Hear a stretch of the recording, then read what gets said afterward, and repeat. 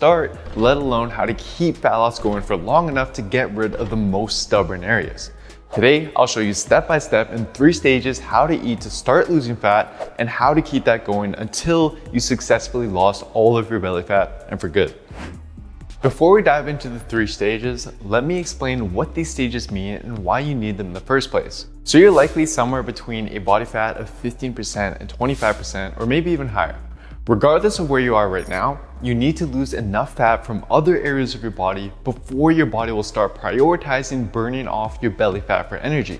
For most people, this starts to really happen around 15% body fat. By the time you reach around 12% or 10% body fat, your belly fat will be almost completely gone. Now, while your diet is key to achieving this, the diet you use to get you from, let's say, 25% to 15% most often won't be enough to take you down to the next level of 12%. The same is true for going from 12% down to even 10%.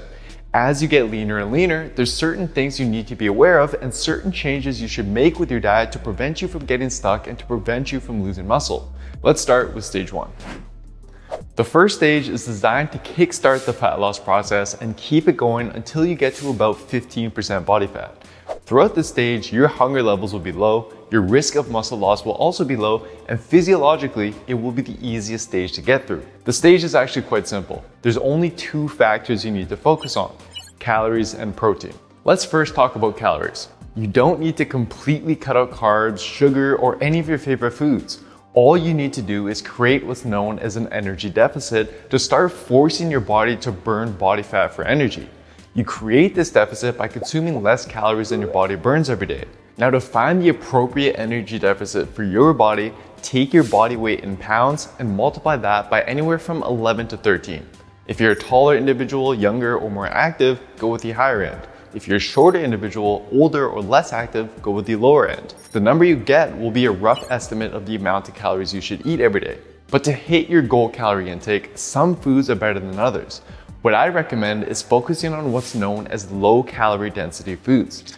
These are foods that, for the amount of space they take up in your stomach, will only add a relatively low amount of calories to your daily total. For example, here's what 200 calories of Oreos look like, and here's what 200 calories of cereal looks like. For the same amount of calories, you could fill your stomach with a mountain full of strawberries and carrots. Not only that, but since low calorie density foods tend to be unprocessed, they also tend to require more calories to burn and digest than more processed foods. Now, as for how much of a difference this can make for fat loss, a recent 2019 paper took 20 adults and first ran them through a diet consisting of only high calorie density processed foods for 2 weeks. Afterwards, they switched them to a diet of low calorie density unprocessed foods for 2 weeks. In both conditions, they were allowed to eat as much food as they wanted. The result? The processed foods diet led to almost 2 pounds of weight gain.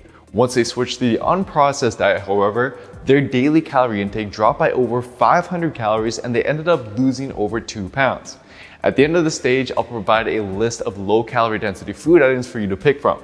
But before that, there is one more factor you need to pay attention to. Although eating fewer calories than your body needs will help you lose weight, you want as much of that weight loss to be from fat rather than muscle. This is where protein comes in. You need to start eating more of it.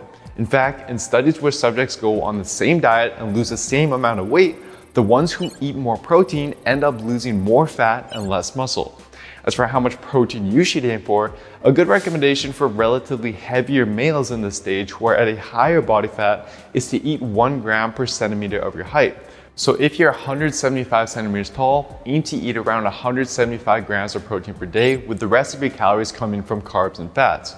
Whereas if you're a relatively lighter individual or closer to 15% body fat, then you'll want to multiply your body weight in pounds by 0.8 and at a minimum eat that many grams of protein per day. Now, this might sound like a lot at first, but as you'll see, it's pretty easy to do if you choose the right protein sources. So to apply this all, take a look at these lists. Here's a list of some low calorie density unprocessed foods, and here's a list with protein sources ordered from highest to lowest in terms of how much protein they contain relative to their calories. Use these lists to build your meals throughout the day and try to have 1 lean protein source and at least 1 serving of fruits and or veggies into each of your meals. For example, instead of a muffin for breakfast, have some egg whites with blueberries and oatmeal. You definitely still can have processed foods now and then, but just be mindful of your serving sizes and enjoy them in moderation. So focus only on calories and protein every day, and if you're consistent, you'll be able to get your body fat all the way down to 15%. But at this point is when you'll likely need to refine your approach to continue getting results. Before we dive into the next stage, I'm curious, what stage are you currently in right now, and what's your goal body fat percentage? Let me know in the comments down below, and also let me know if what I'm about to say later on in this video changes your mind at all about your goal. This is where stage 2 comes in, which involves going from 15% down to 12% body fat. By this point, you'll be hungrier, your fat loss will slow down, and you'll be at a slightly greater risk of muscle loss. As a result, this is where most people get stuck. There's 2 things that will help you overcome this. First, you need to get more precise with your approach from stage 1. As your body loses more and more fat, your metabolism will decrease and you'll start burning fewer calories per day. This is your body's way of protecting its remaining fat stores. This means the energy deficit you used in stage 1 to get down to 15% body fat may no longer be enough to get you down to 12% body fat.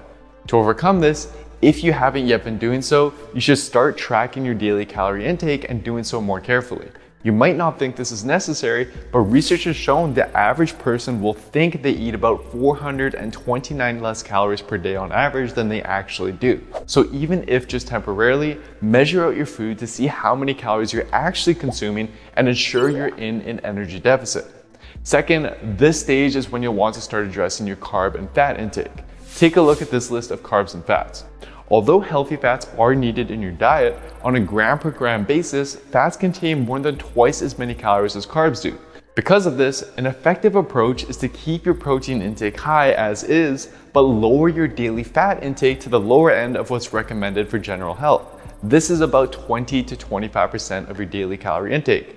As a result, you'll now have room to introduce more carbs into your diet. These extra carbs can not only help you better manage your hunger levels, but they'll also provide you with a boost in energy to support your daily activities and performance in the gym, helping you burn more calories every day and better maintain your muscle mass. Make these 2 weeks, and if you're consistent, you'll be able to get down to around 12% body fat. This is where stage 3 comes in.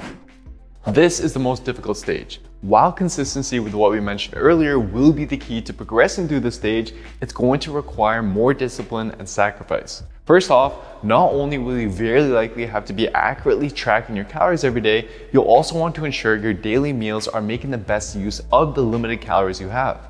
At this point, your hunger levels will be the highest they've been. So most of your meals throughout the day will need to come from high volume foods that will help you stay full for less calories. I do have a past video I made that shows the most effective high volume food swaps to make, which I'll link at the end of this video. But this also means that you'll need to be more disciplined when it comes to social events and dining out.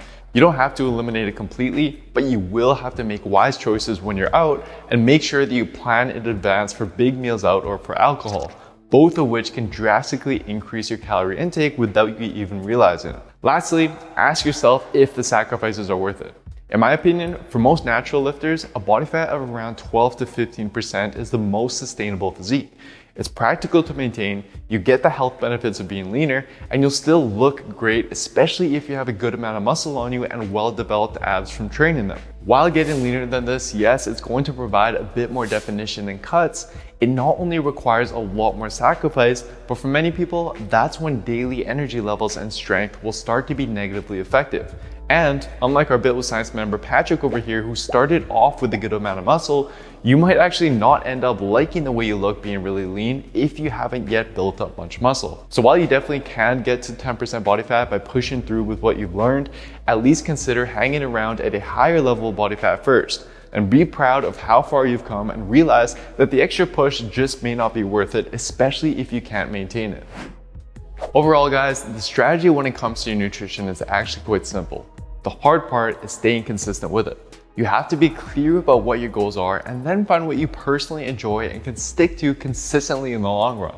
And if you're looking for step-by-step guidance with setting up your nutrition plan and finding foods and meals that you actually look forward to eating every day, just head on over to builtwithscience.com and take my analysis quiz to discover the best approach for you and